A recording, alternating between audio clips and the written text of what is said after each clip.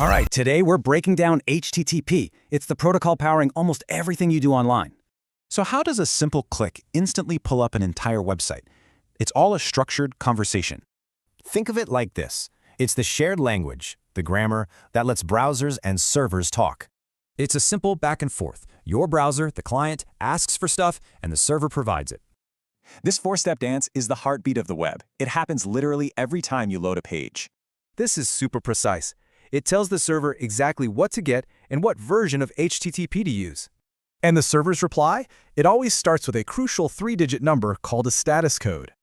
You've seen these before. 200 OK means success. 404 not found means, well, it's just not there. But a request isn't just a command. It also sends helpful context to the server. These headers add that context, like what browser you're using or what language you prefer. So how does this one simple cycle build the complex web pages we use every single day?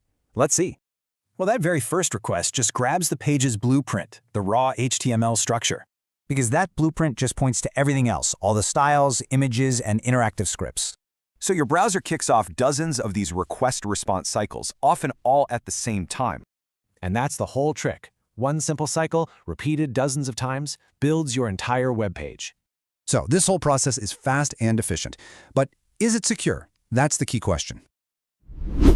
If you learned something new in this 2 minutes, hit that subscribe button. See you in the next bite.